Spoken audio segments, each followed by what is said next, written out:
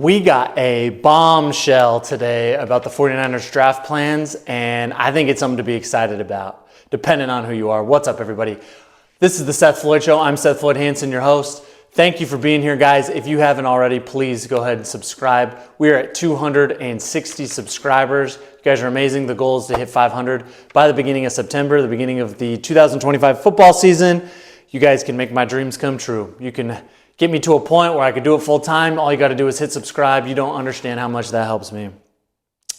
Tim Kawakami, okay? Now let's preface this real quick, okay? There are three reporters, let's say, that when they speak about the 49ers, you listen, because they don't very often give any kind of opinion. They just give stuff they've heard. They might not always say, this is exactly what I've heard, but when they say like, oh, if I had to guess, or this is kind of the vibe or whatever, it's because they've talked to somebody. There are three guys, okay? The first is Matt Mayoko. You guys know. If you're a 49er fan, you know Matt Mayoko. He's as plugged in as any of them. Number two is Michael Silver, who I think now is working for The Athletic, but he's very plugged in with the 49ers. When he speaks, you listen. And lastly is Tim Kawakami. Okay, he doesn't talk a whole bunch or give opinion or insight very much unless he has heard something that he feels is credible. And today he dropped what I would call a bombshell. If you are pretty into the draft and you're obsessed like I am over what are the 49ers going to do to fix their woes from last year and have a chance to compete in 2025. This is what he said. I'm paraphrasing. I wrote it like a quote, but this is essentially what he said. He said they're going to stick to their basic plan. At pick 11, it'll either be someone who can rush the passer or someone who scores touchdowns. And given this year, the landscape of the draft this year, it feels like it's going to be a defensive lineman at pick 11. Guys, there's so much insight in that because it's Tim Kawakami. He's heard this from somewhere. He's heard it from inside the building. So let's dissect this for a quick moment, okay? First, I do need to say, I'm not sure if he said it on a podcast or in an article. I just saw someone retweet it today saying this is a quote from Tim Kawakami, and I rushed to my phone to provide you this video. But let's break this down real quick. First off, he mentions guys who can rush the passer, so defensive line or an edge, or hybrid linebacker, and guys that score touchdowns. He did not mention anything about an offensive lineman.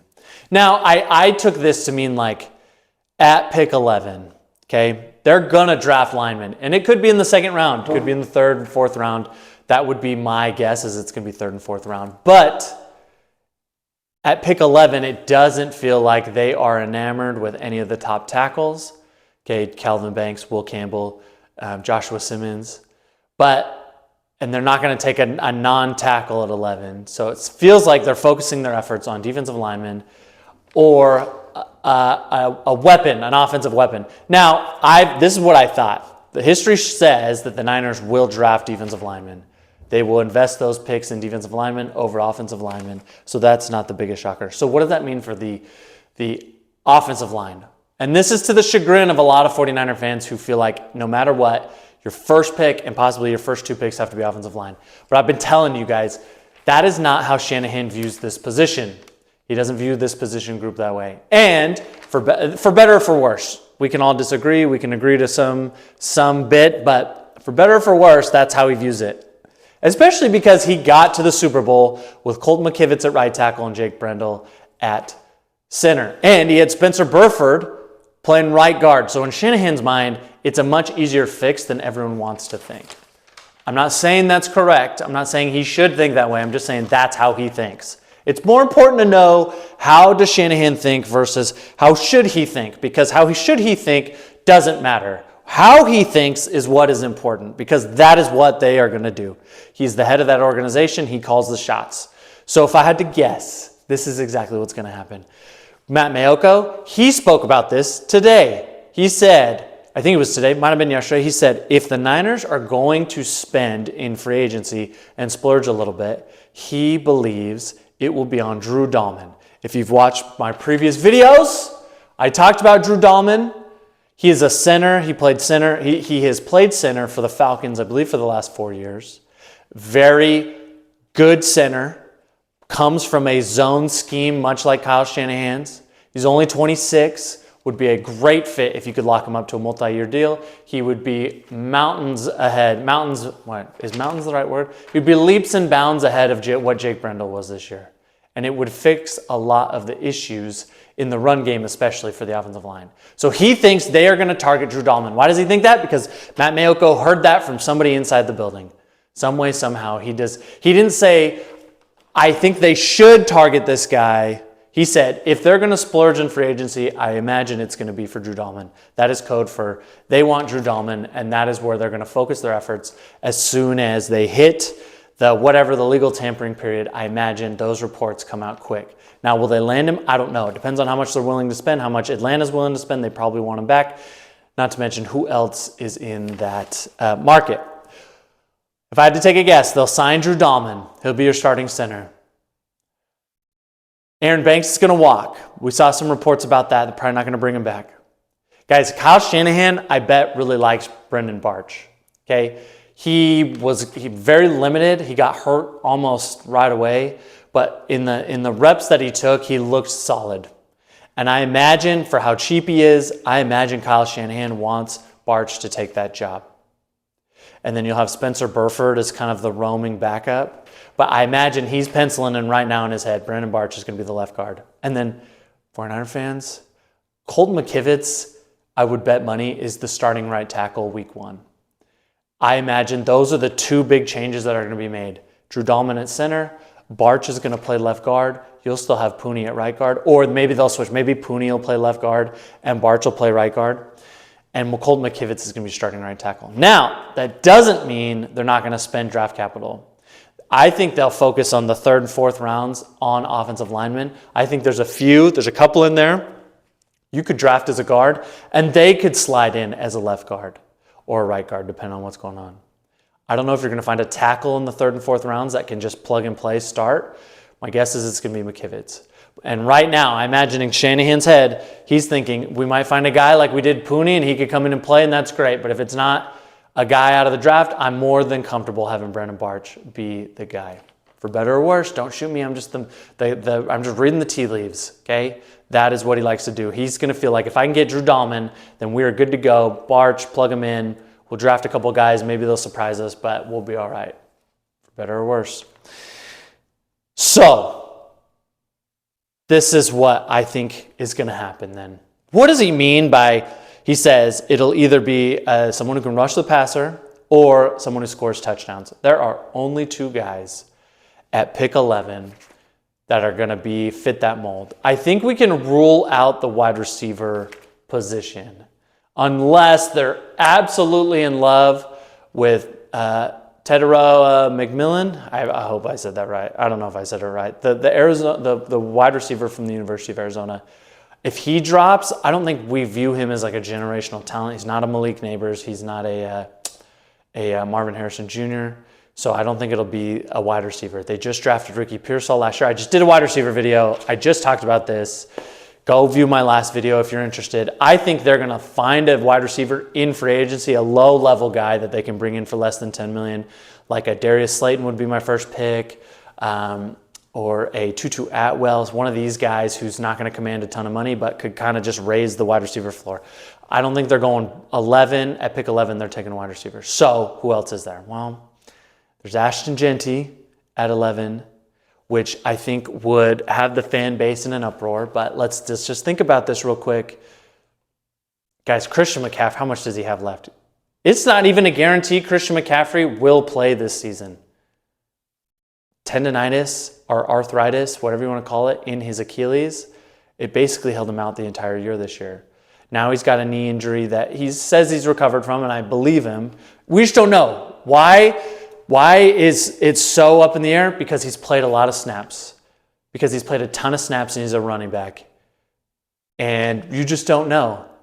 So they're thinking beyond 2025. They're going to be thinking beyond 2025. My guess is if Christian McCaffrey can stay healthy, you will get similar production that you got from him in 2023. You'll get it in 2025. I think he will dominate. And then I think in 2026, he will start to tail off. That's just my opinion. Hope I'm wrong. Hope he's just really great for the next 3 to 5 years. But I think you get one more really good year out of him. And if you had an Ashton Genty behind him, it would be game-changing, and it would be game-changing for when Christian McCaffrey has to move on to retirement or whatever. Now, I'm not saying that's right, because we find running backs undrafted all the time and in late rounds all the time, and it's fantastic. Jordan Mace is incredible. Elijah Mitchell, if that dude could just stay healthy, which he's not going to be on the team anymore, but if he could have just stayed healthy, we might not have ever traded for Christian McCaffrey. So I'm not saying it's right, but I'm saying they want a running back they can depend on, because look what happened when you had Christian McCaffrey and he was healthy. Look how good the offense was. When he's not healthy and you had a bunch of guys rotating in because guys can't stay healthy, they want a guy who can dominate. And Ashton Genty would fit that bill. I'm not saying they're going to do it. I don't know. But touchdown scorer to me means Ashton Genty at 11. Could be. The other one is another guy I've talked about. And this pick would make more sense to me, even though a lot of 49er fans would puke and throw up and be upset about it. But Tyler Warren, okay? If you draft Tyler Warren, you will help the offensive line because he can block. He can block. He will help the offensive line in the run game, I promise you, possibly in the pass game too. And it will unlock another element in the offense by having two incredible athletes at tight end that catch the ball, that can block, that run routes, that are really hard to tackle. That would do so much for this offense. Tyler Warren has to be that other guy that they're thinking about. Now, I don't think that the order is, okay, we're going touchdown scorer first, and if those guys are off the board, we're going to go defensive line. That is not the order. 49ers are sitting there at 11, and they've probably identified 2 or 3 guys at defensive line that they want at 11. My guesses would be, 2 or 3 guys that are realistically going to be there. So let's do a list. Golly, I did this again. Abdullah. Oh, brother, this guy stinks! Is that his name? The Penn State rusher? Yes, Abdullah. I don't know why I can't remember his first name. I'm sorry, okay? He's not going to be there. He's going to be a top 3 pick, most likely. Is it Amir Abdullah? Or is that, I don't know, whatever. He's going to be gone. The Penn State defensive end. Josh, fix that. Put his name up there for me. I'm sorry. Abdullah is his name. He's going to be gone. The others would be Mason Graham, the defensive tackle from Michigan. I'm sure he's on their list. I don't think he'll be there at 11, but I imagine if he was there at 11, they would run to the podium with their ticket, with the draft card saying we want him, okay? There's a lot of buzz about Walter Nolan, that he should be a top 15 pick after the incredible Senior Bowl week he's had, practice, and they've had up-close views of him with KJ Wright. Also, I mean, John Lynch is there and everything, but KJ Wright, the linebackers coach, is kind of coaching the edges out there. So I imagine Walter Nolan is on that list. Mike Green, the edge from Marshall, okay? He had 17 sacks this year, 17 and a half, I think, if you include the bowl game. And I think the question for him was, played at Marshall, like, is he really going to be that good, or is he just a product of playing lower competition? Well, then he got into the Senior Bowl this week in practice and just started dominating fools. Just started putting, if you see that video of him putting Josh Connerly on his back, the Oregon right tackle, or I think he plays right tackle, put him on his butt, just bull rush him. He looks the part, he fits the bill, man. He's like 6'3", 6'4", 215 pounds, fast, just quick, powerful. I don't know why he's playing at Marshall. He started his career at Virginia, actually.